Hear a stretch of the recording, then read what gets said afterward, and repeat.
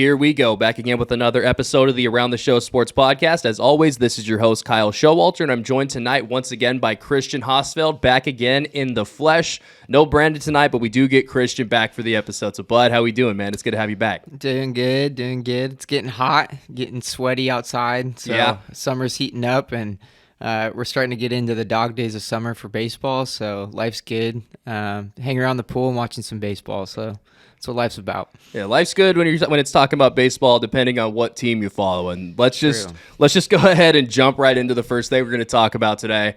That's my Angels, who are currently in the midst of a 13-game losing streak. They fired Joe Maddon on Tuesday in a move that surprised probably nobody at this stage after 12 straight losses. They started the season out 27-17, haven't won a game since, now sitting at 27-30. Their playoff odds have dropped from the high 60s all the way down to 27.1 over the last 12 days. Truly a collapse of epic proportions, kind of similar, or even though earlier in the season, to what happened to the Padres last year. So, Christian, I don't know how much of a chance you've gotten to watch these games. I've had the opportunity to watch almost all of them over the course of this 13-game losing streak, and it has been painful. Yeah, it's been really, really painful. It's hard to believe that we're so far away from the Reed Detmers no-hitter game, where I feel like that was the last high. I don't know if that was right before you guys started losing. I think even before this losing streak, I think you guys lost like 3 out of 5 prior to the losing streak. Yeah, there was a 3-game sweep by the Texas Rangers. Then they played a home series against Oakland. They won 3 of 4 there, and then after that, the Blue Jays came to Anaheim, and it was over at that point. That's when the losing streak started. I believe it started on May 25th, and haven't won a game since. It's been really, really rough, and they haven't looked necessarily competitive in a lot of those games. No, and it's crazy how fast a season can change because. Jeff Passan curse, where he's like, the must-see baseball right now is Angels. I can't think of the guy's name on the Rays. Wander Franco. And then just from there, it just seems like it was cursed. And you guys, it went from such high expectations where you guys were in the top 3 for power rankings right before you guys went on that massive losing streak. And now you're on the outside looking in for an outside playoff chance. So it's crazy how fast a baseball season can swing, where prior to the losing streak, it felt like you guys were one of the most exciting teams to watch and on top of the world, really. And now, 13 games in, it really feels like you guys just can't get anything right, both on the field, playing-wise, whether it's giving up late leads with your relief pitching, or unlucky with injuries, where Rendon went down and now Trout just went down yesterday. So it really feels like the weight of the world is on top of the Angels, and it sucks to see. It's kind of funny because you're so high and really riding that high wave right before. Yeah. And here we are 9.5 back 2 weeks later. So I don't think... I see that. I see where that's coming from. I don't think it's fair to, not necessarily saying that this is what you're doing, but to get on any Angels fan that was kind of riding that high. I think you're missing what this start to the season really looked like for Angel fans. Excuse me. As an Angels fan, over the last 7, 8, 9 years, there hasn't been a lot of success. And earlier in the season, when the Angels got out to that really hot start, I was talking a little bit of shit in our Around the Show group message, and I remember Brandon sends me a message and says, like, hey, don't get too high. These are still the Angels. And I remember, and I still remember this very vividly. I thought in my head, there is no way in hell that I'm going to not enjoy this, because at any given moment, with the way that this Angels team has performed over the last couple of years, it could completely fall apart. And I responded to the message and said, hey, man, I have been a suffering fan for too long.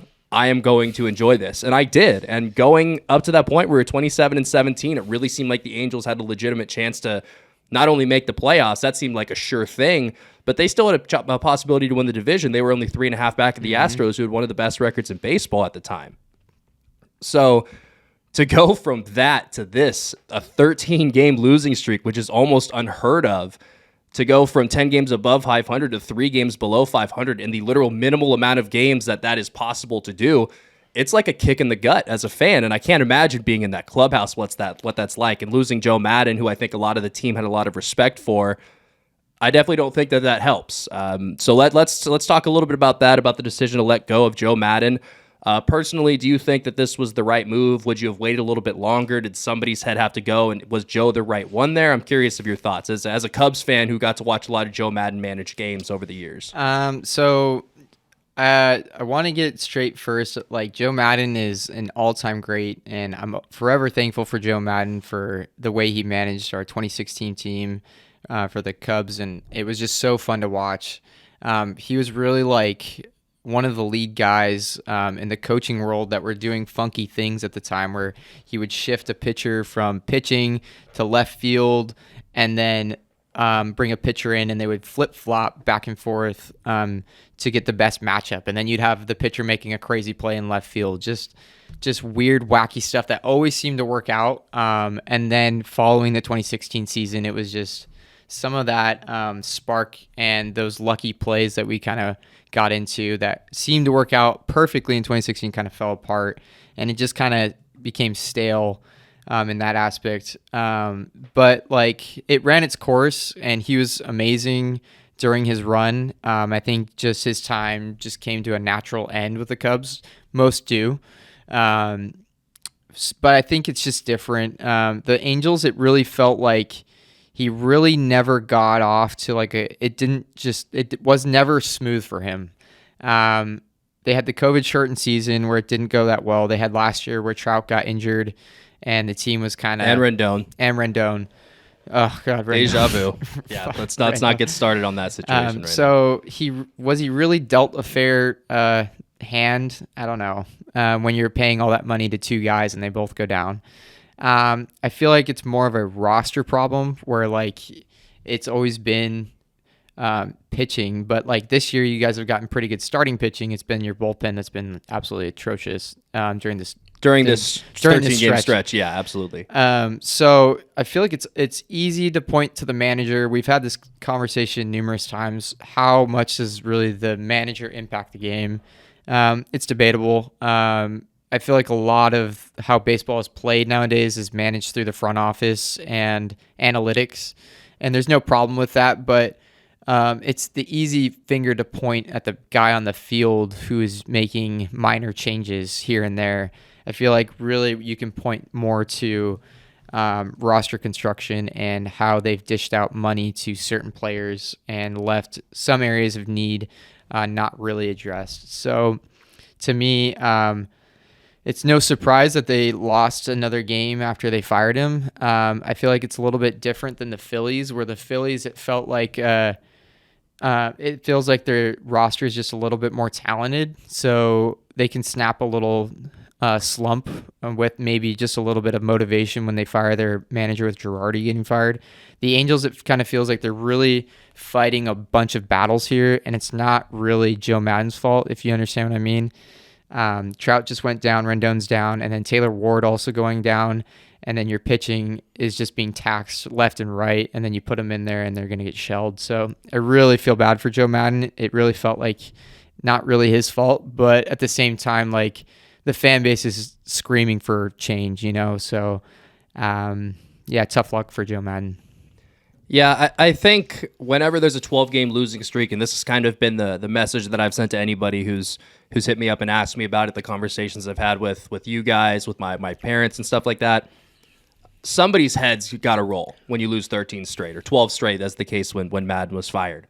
It doesn't matter if it's, the ball boy, the bat boy, so the bench coach, the manager, somebody has to go. And unfortunately for Joe Maddon, usually it's the manager. And whether it's the manager's fault, it's probably not. I mean, managers don't really do much outside of pick the reliever that's going in, set the lineup card, manage the vibe of the clubhouse. Some managers don't even do all of those things, and the front office relays all that information down. And it seems like, based on the comments Joe Maddon has made, that there was a real disconnect between him and the front office there. That's most likely the reason, at least in my opinion, from the information that we have available to us, why he was let go by Angels GM Perry Manassian. But when it's 12 straight games, man, he gets fired and he says something like how this was out of left field and he was totally surprised and they just needed more time. That, in my opinion, as much as I don't love the move kind of justifies it for me, because if you're on a 12-game losing streak at the time, you're in a division with one of the best teams in the American League in the Astros, you have to have a sense of urgency to right this ship. There is no, well, give us another week, give us another month. We're in the dog days of summer. We're a third of the way into the season. If you are dropping this many games in a row, you have to play nearly perfect baseball going forward in order to secure that playoff spot. Every single game that they lose is a win that they have to make up somewhere down the road against some really, really good baseball teams. Teams like the Astros, who they compete against in their own division, the Texas Rangers, who they got to play a bunch more this year, have surprised and been very effective offensively this year. The Red Sox have really turned it around. Their season mirrors the Angels in a lot of different ways. I saw a tweet today that showed their playoff expectancies, and they're almost parallel to each other. It's pretty incredible. There's teams like the Rays, the Blue Jays, and the Yankees inside of the American League East. Only 3 teams make the wild card. So only 3 teams that don't win their division are going to be able to go into the playoffs.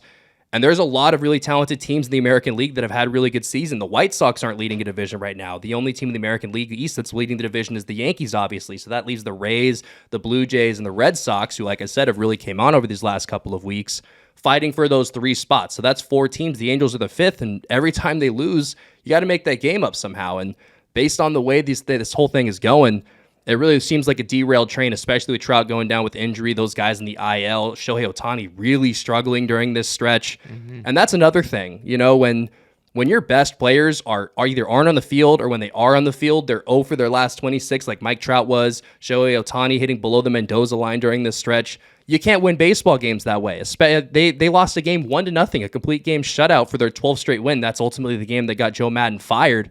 That can't happen. Yep. That's the situation where Perry Minasian wakes up in the morning and says, okay, I have to do something. After you get CG shuttied for your 12th straight loss, somebody's got to go. And unfortunately for Joe Maddon, it had to be him. But before we move on, you mentioned the bullpen has been the real struggle for the Angels. 4.29 is the ERA. That's not during the stretch. That's during the whole season. That's the 3rd worst mark in the American League. That is the 8th worst mark in the entire MLB. So definitely has been a huge struggle for the Angels. Their team ERA is still below 4. It ranks 18th in the MLB. So around average for them. Before this stretch, though, it was really, really strong. So with that in mind, with what we know about this team, how quickly do you think they can right the ship? If they do it quickly enough, is this a playoff team still? As a fan, I'll recuse myself from this conversation because I still think they have it in them. They have too much talent. It all depends on injuries at this point, in my opinion. How is that depth going to hold up? Is Trout going to miss time? How quickly are they going to get Ward and Rendon back? Is Ohtani going to turn it around? I still think with 105 games left to play, there's plenty of time to right this ship. 3 playoff spots in the American League up for grabs for the wild card. But I'm curious to see what you think. So a couple things. Make sure I get back on the topic because there's a couple things that you keep saying and I want to add in on it. Do you think there was any writing on the wall with them not renewing Madden's contract situation prior to the year? I think maybe. They got off to such a hot start. It gave them a longer leash, I feel like. But I feel like kind of the writing was on the wall prior to the season that they kind of wanted to move on. What are your thoughts? I think, especially with what we know now about what Joe Maddon thought about the front office and the way that they were giving him information and stuff like that, I think absolutely this was something they were looking to do. But when you start out 27-17, you can't go fire the manager at that point. I think they were really expecting to run this season out with Joe Maddon and then run it back next year with somebody new at the helm.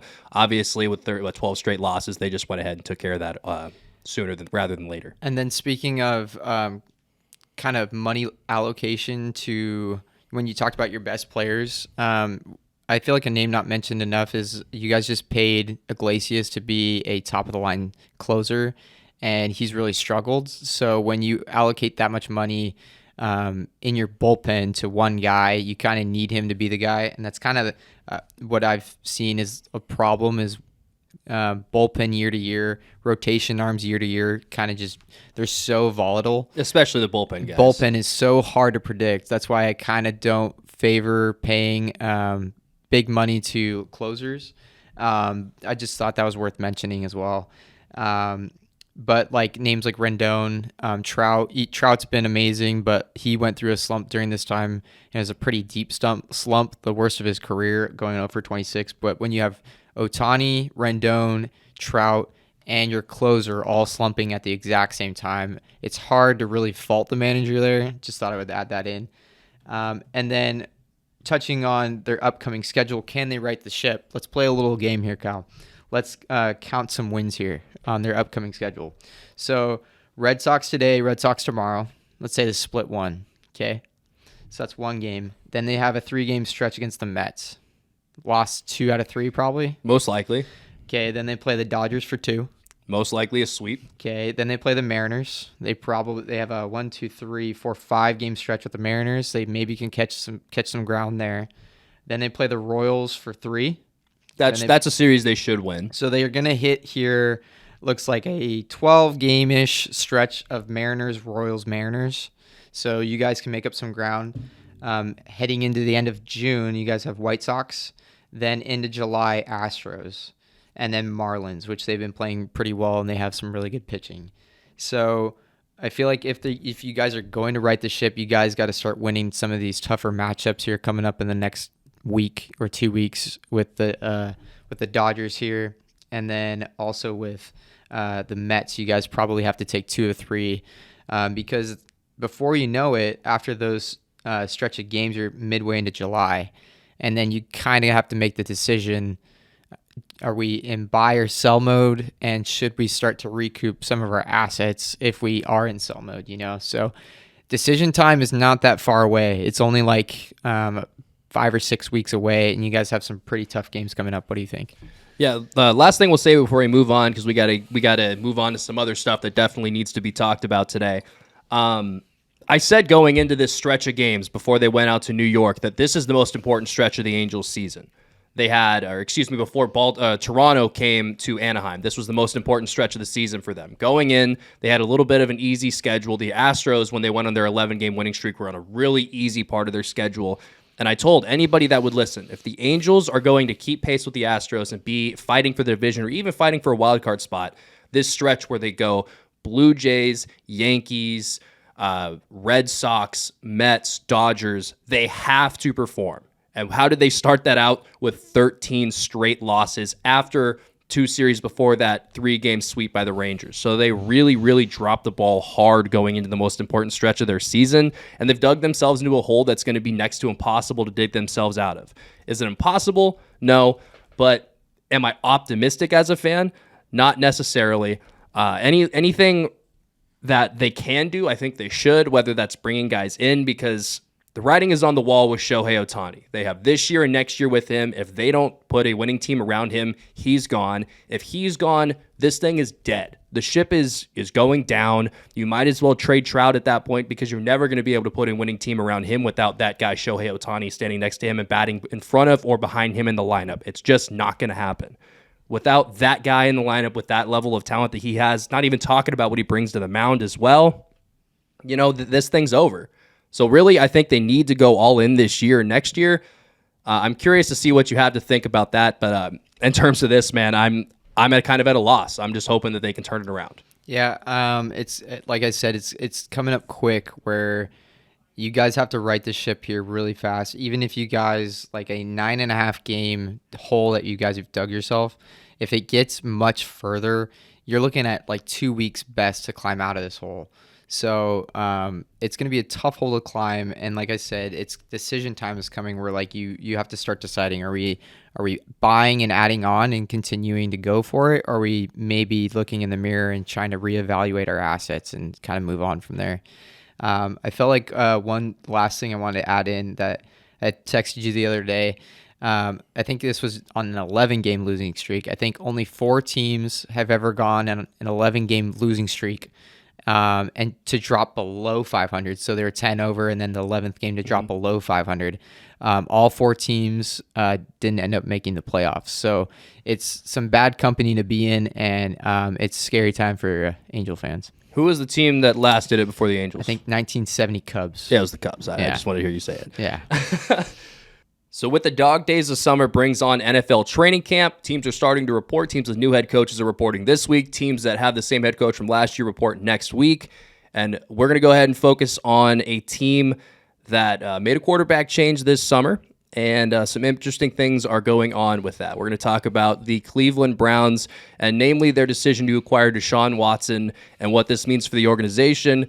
A New York Times article today by Jenny Vretas, forgive me if I'm pronouncing that incorrectly, brought up new allegations against DeShaun Watson, brought new information to the forefront about his 23 sexual assault claims that have now been made to 24.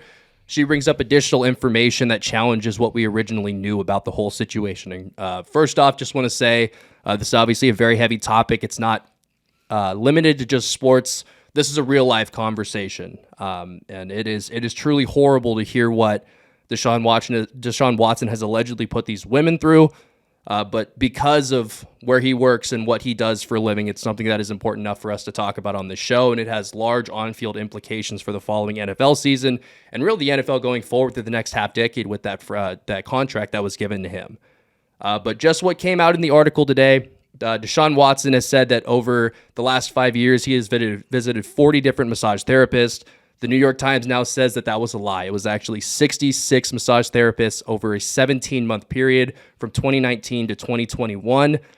And just the horrors that were described in the article. I'm not sure if you actually read the New York Times article. There's some really heavy shit in there, and it is a really disturbing read. I highly encourage anybody that can stomach it to go and read it to really get context on what's been going on with the Deshaun Watson case, because it is truly horrible what has gone on. But we unfortunately do have to talk about this just because of what he does. So my main thing that I've taken away from it, we've denounced Deshaun Watson and what he has allegedly done, and we've had conversations about that. So what I really want to focus on today is what the Cleveland Browns did.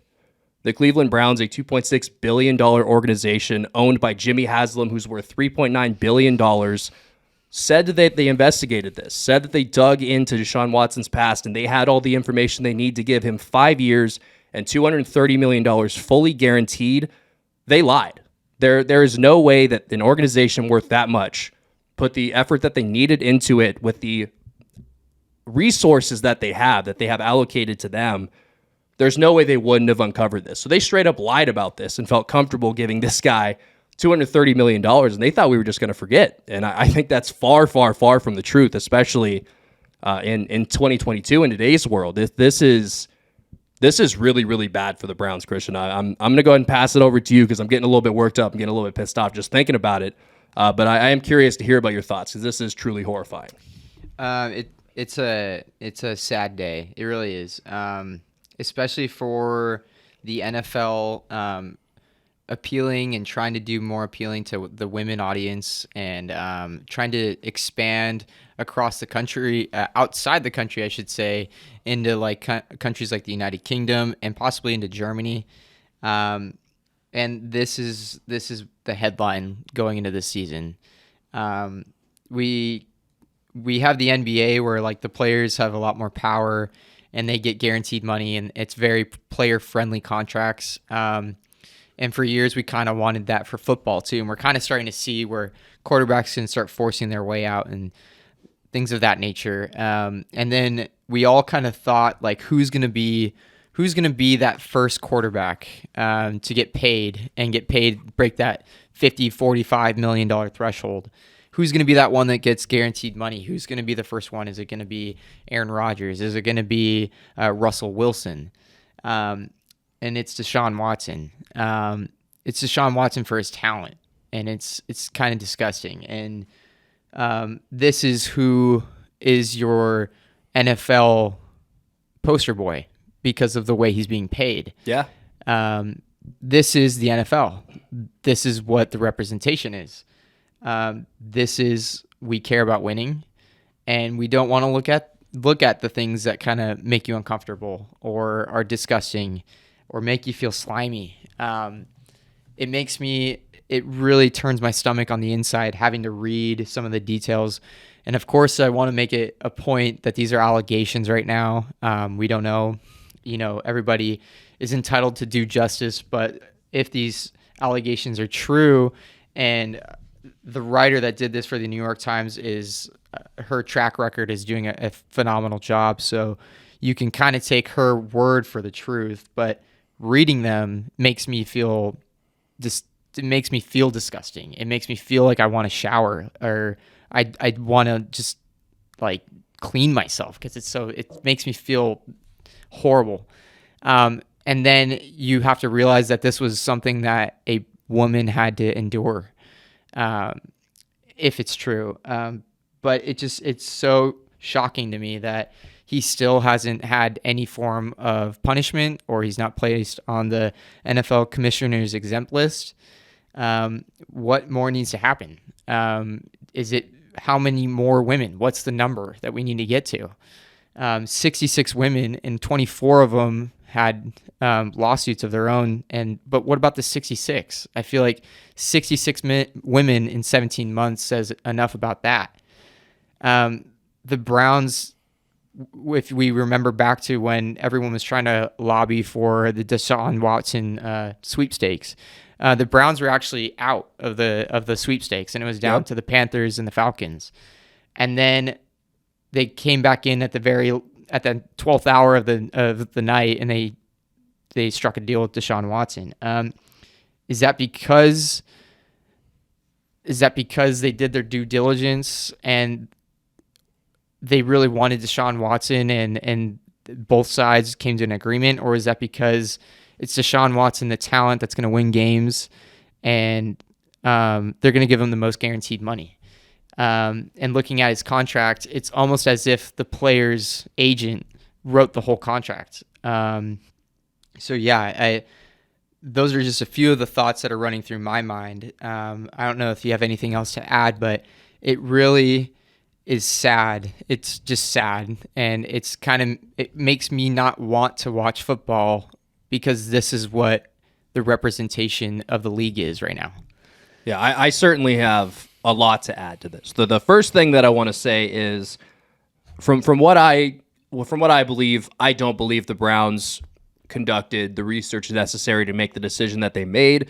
And if they get burned on giving away 3 first-round picks for this guy, and they're on the hook for $230 million for him, and they didn't do what was necessary for them in order to avoid this whole situation, good. They are getting essentially what they deserve in this situation, if that's the case of what's going on.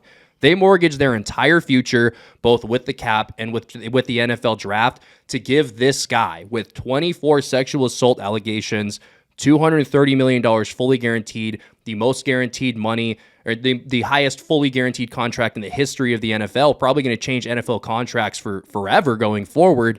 And they decided to give it to this guy. Patrick Mahomes didn't get this contract. Josh Allen didn't get this contract. Guys who have been stellar on and off the field that have been perfectly clean. Patrick Mahomes expecting a second child, married to his college girlfriend. Josh Allen, never heard a thing about him off the field that wasn't great.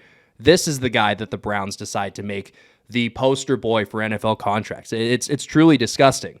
Second off, the thing that kind of has been glossed over a lot that I haven't seen talked about is that the Houston Texans were facilitating all of this. They were orchestrating the contact between DeShaun Watson and these women. They were setting up meeting points in hotel rooms. They were sending over and drafting non-disclosure agreements so that the women couldn't talk about what happened during these massage sessions. They enabled this behavior from DeShaun 100%. And honestly, heads have to roll in Houston for this. This is inexcusable, enabling behavior, and this is why we see women both unable to come forward or unwilling to come forward, is because there are people in power who try to take that away from them, belittle their ability to come forward with allegations and stuff like that. And for anybody who's saying, oh, it's all alleged, we don't know, 24 women don't just up and make a story like this up. With the amount of detail that they have, if you've read the firsthand accounts from these women, it's not easy. It's not, some not thought out thing that they said, oh, I was sexually assaulted by DeShaun Watson. They describe in detail his behavior, the way he would speak to them, what he would say, the noises he would make, the mannerisms he had, the way he would move his body, the way he would move their hands around his body. It's disgusting. And the fact that the Houston Texans were facilitating this whole situation, and they're kind of being rewarded for this whole thing. They don't have to pay him. They get all these first-round picks. That's bullshit. They should be on the hook just as much as anybody for this whole situation, because at the end of the day, they were the ones facilitating this whole thing. And for DeShaun Watson, if we get any shred that this is true, if they find him liable in civil court, he should never play NFL football again. Like, at this stage, we don't need serial sexual predators playing football, making all of this money, being lauded as heroes by kids in cities that they play for That's not the message that we need to send. The NFL has done so much work over the last years, like you mentioned, after the Ray Rice incident, the indefinite suspension, stuff like that has happened. They've worked so hard to change the stigma around them. And I definitely think a suspension is coming, and it's going to be hilarious when he gets hit with a full year or 2-year suspension. Who knows? Based on what happened with Trevor Bauer, a 2-year suspension by MLB with just one allegation. This is 24. So it's very realistic that he gets suspended for a large portion of this new contract that he has. And obviously, if you're suspended without pay. So we'll see how that kind of changes everything. But just all around a really bad situation, and it really sucks that we even have to do this. It would be a lot better if we could just make this go away, but that's not the world that we live in, and that's not fair to those women. You know, we have to talk about this. Otherwise, people like DeShaun Watson are able to get away with this if this all turns out to be true. And I don't want to live in a world where that's the case. A couple things too. So the way he was scheduling, so you can. A lot of people will point to, well, there's no criminal charges with the 23 cases, and he wasn't criminally charged. If it walks like a duck and it quacks like a duck, it's probably a duck, right? We can read the tea leaves. 66 women in 17 months is enough for me. You have players like Tom Brady or LeBron James that invest millions and millions into their bodies to make sure that they're able to perform at the top level. Why, if you're at this level of being a star in the NFL, why do you need 66 different women, different massage therapists in 17 months? It's almost 4 massage therapists a month, different, unique, individual women a month. And the way he was finding some of these women through Instagram and messaging them straight from Instagram, it's predatory behavior. Enough said right there. I don't know what else needs to be said. And another thing that I was thinking of too, this was the Texans junk to deal with. The Browns, by them trading for him, inserted themselves and said, "Bring it on. We'll endure it. Yeah. We don't care."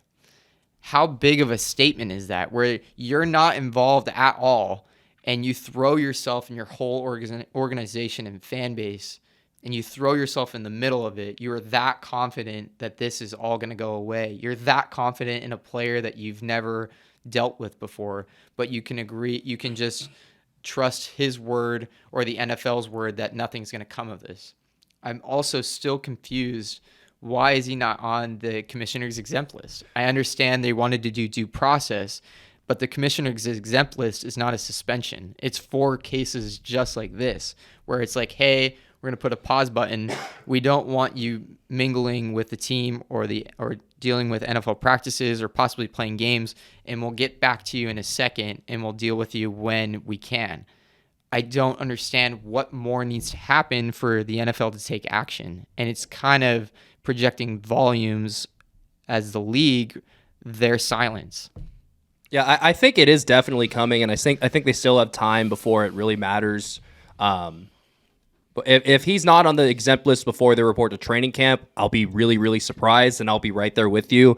I do still think that the commissioner has time to do the right thing with that, and I'm sure that's a calculated move, and they're probably waiting to do that right before he goes. But he's gonna get suspended.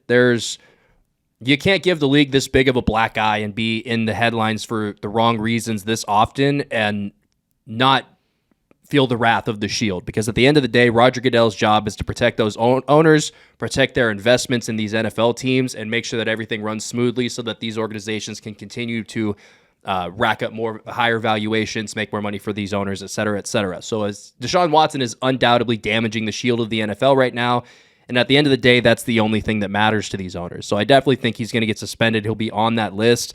But yeah, I mean, he probably should be on it at this point just to make that statement like, hey, we're doing what we have to do. He's going to be away from the team during that time, but I do still think that that's something that they're going to be doing.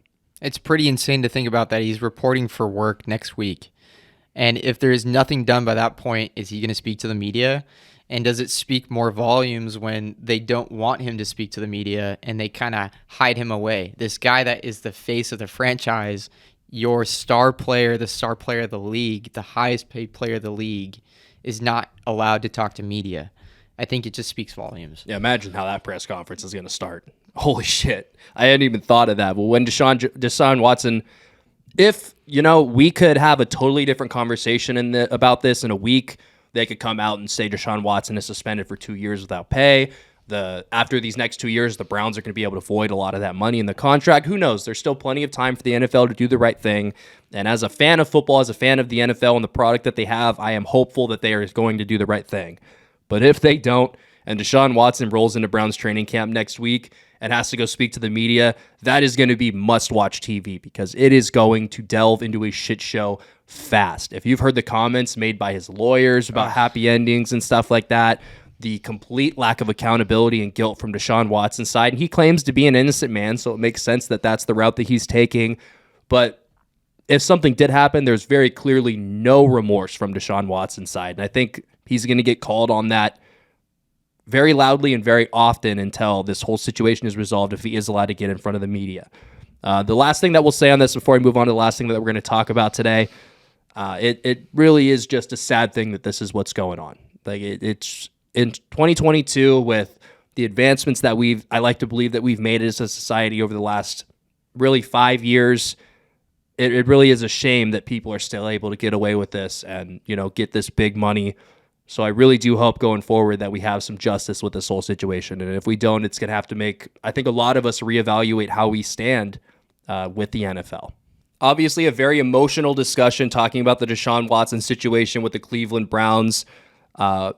We hope to be somewhat of an escape from a lot of that stuff, but sometimes the two things, the real world and the world of sports, kind of bleed together. So unfortunately, we got to talk about some stuff like that sometimes, but we'll go ahead and go back to trying to be a reprieve from the real world, and we'll talk about the defending world champion Los Angeles Rams, who signed 2 of their stars to mega contract extensions today. The first of this was was Aaron Donald, actually signed last night, to 3 years, $95 million, fully guaranteed for a defensive tackle. A pretty astounding number there, the highest paid defensive player in the league. And then Cooper Kupp got a 3-year extension. That's an additional $80 million with 75 of that guaranteed over through 2026. He already is on an extension that has 2 years remaining with $31.5 million left that he signed in 2020. So in total, he signed a 5-year, $110 million extension when it all comes down to it. $75 million of that is guaranteed. Christian, cap does not exist. The Rams are doing black voodoo magic with this. Eventually, this is going to come bite them in the ass. They can only kick the can down the way so far, but who cares? I mean, the Rams are looking like a wagon once again, and I'm excited to see these guys get paid, man. Cooper Kupp, one of the best wide receivers in the NFL. Aaron Donald, obviously a generational player, probably the best defensive player we've seen over the last decade plus. So I'm excited for that, man. This is good for Rams fans. I wish Brandon was here to talk about it with us, but I'm sure he'll be listening along at home, fist pumping all the way. Yeah, it's a cool story, especially for Cooper Kupp. I mean, he was never, if you rewind like 3 or 4 years ago, he wasn't a headline name that you really knew. I think the first time I heard of him was Matthew Berry calling him my little Cooper Kupp. Yeah, the fantasy shows. shows. And then him just absolutely balling out as a kind of a no-name guy, and he's really made a name for himself. His route running is elite. He creates separation. He really is made himself into a top 10 wide receiver. So I'm really happy for him because it feels like he really deserved it, and it really didn't feel like he was chasing a bag. I felt like his play determined his money, and he took the money because he deserved it, not because he was sitting out or he was crying about it. He got his money because he played well. So really props to him. And then Aaron Donald, I'll never forget the Rams jumping 1 pick ahead of the Bears to nab him, and how in some alternate reality the Bears have Aaron Donald and life might look a lot different. But there's also no other player that deserves, on the defensive side of the ball, an extension like Aaron Donald got. Also, the real MVP of the Rams, like I told you, is the guy whoever manages the cap for the Rams, because I don't understand it. I don't understand how they pay Jalen Ramsey, they pay Matthew Stafford, they pay Aaron Donald, they pay Leonard Floyd, they pay Cooper Kupp, and then they have money to sign Allen Robinson. I don't understand, but good for them. They're an exciting team. They have these guys locked up.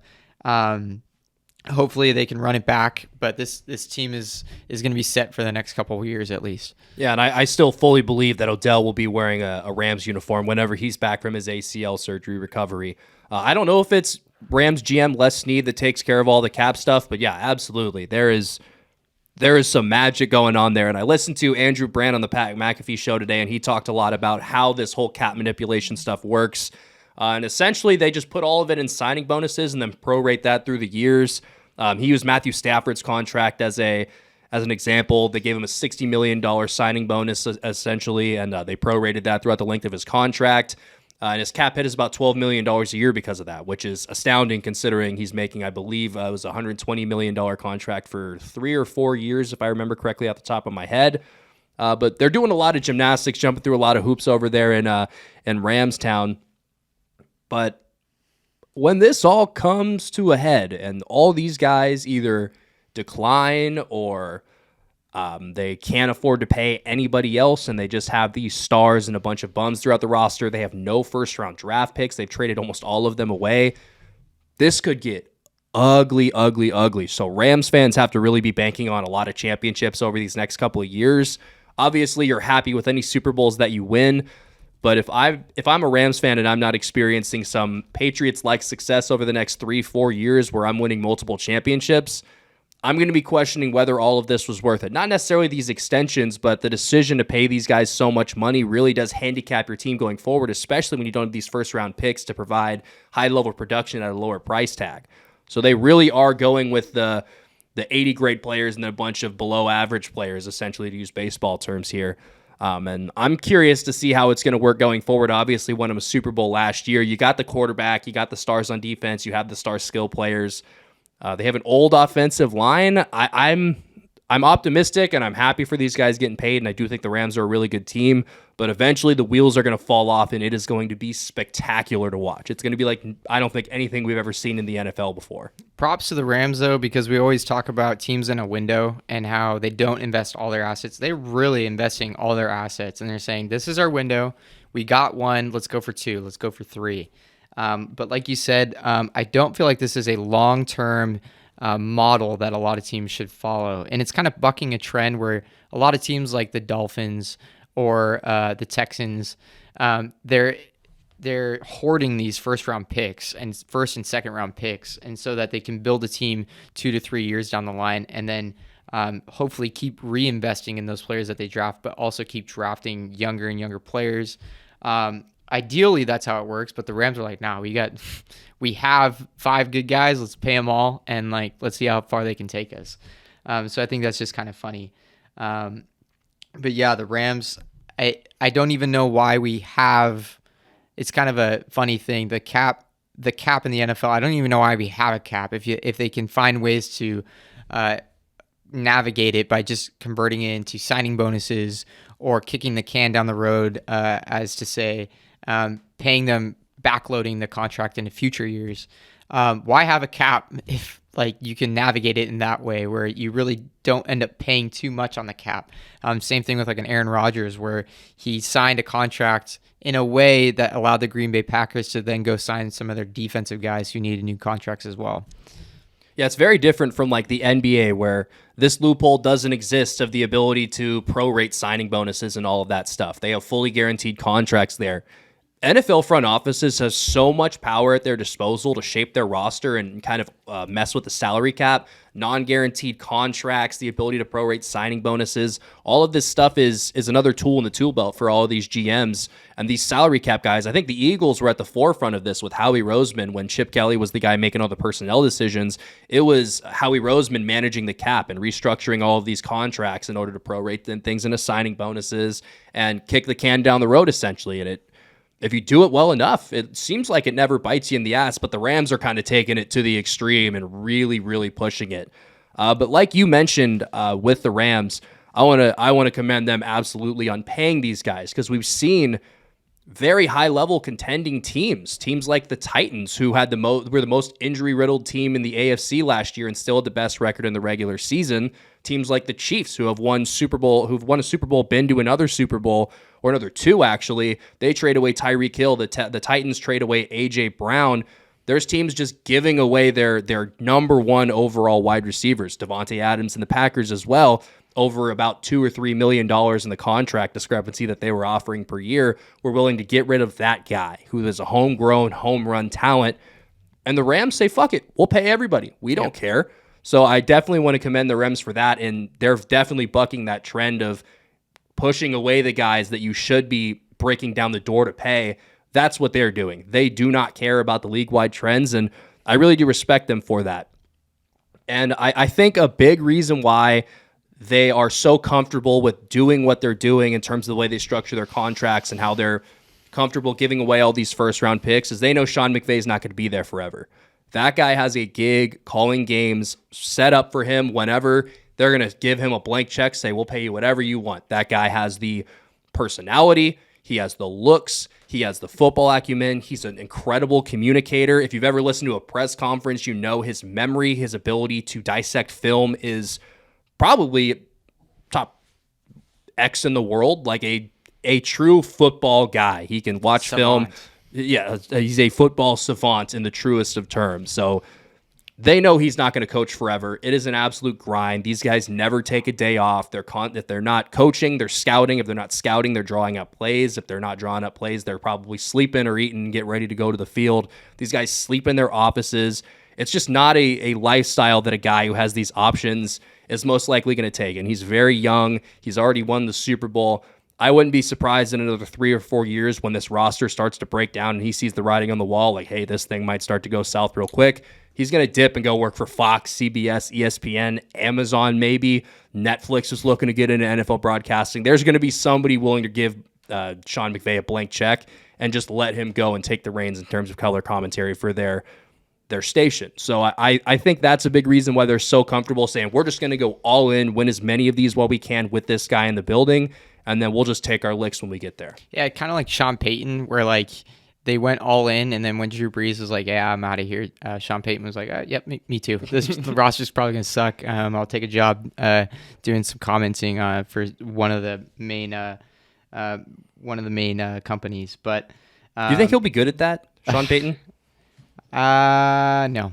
Yeah, I when you hear him talk and you hear McVay talk and you see the look and you get the vibes from them, McVay is definitely much more made for TV than Sean Payton appears to be. Sean Payton's also got some shit in his past with Bountygate and stuff like that not the coolest in the world. No. But obviously not the most relevant thing to this conversation, but always willing to take a shot at Sean Payton for Bountygate. That is some of the biggest bullshit stuff I've ever heard of in professional sports. What a time to be an LA sports fan, though. Seriously. Angels on a 13-game losing streak. Yeah. Every corner of the market, though, other than the Angels, it seems, you have just exciting teams. You have the Dodgers, who they've probably been, even though they don't have the titles to show for it, probably one of the best teams in the past 2 decades. Just every year after year, being dominant. And they sign the best stars. They have the talent. The brightest stars are in LA, but they also draft really well. The Rams signing drafting homegrown talent and then paying them the big bucks and then going to get a guy like Stafford. The Lakers had a bad season, but the Lakers have the stars, even the Chargers, it's really a great time anywhere you turn to be an LA sports fan. I thought I'd throw that in there. Yeah, the Clippers too, with Kawhi and Paul George on the roster as well. And the Chargers, they're a dark horse to win that division and be a Super Bowl team this year. When when Brandon and I were going over I don't even know where that came from.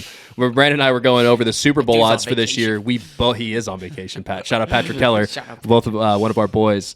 But when we went over the Super Bowl standings a couple of shows ago, the Super Bowl odds, the Chargers at plus 1,600, Brandon and I were both like, I would hammer that. I would put a lot of money on that because those are incredible odds for a team that really feels like they could be due. The Chargers, very cursed organization. Don't want to undersell that and what that means for them because if you watch the Chargers, they're going to find a way to lose a very winnable ball game in a very disastrous way, and it's going to make you dope like Homer Simpson does.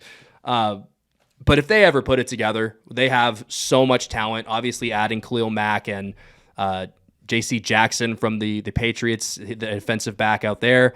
There's so much talent on that team. If Herbert takes another step, Khalil he Mack. could easily Khalil Mack. Did I not mention Khalil Mack? I thought I did. Oh, maybe. Regardless, if Herbert takes that step, he could easily be an MVP candidate this year. He could easily be leading that team to a division championship, potentially an AFC championship, and even a Super Bowl championship. So the Chargers are the real fucking deal. Even though the Rams might run LA in terms of a fan base, Chargers might not fill that stadium, but they might be better than the Rams, even though the Rams are the defending Super Bowl champions. And I mean that with the utmost level of seriousness. I am the biggest Justin Herbert proponent out there.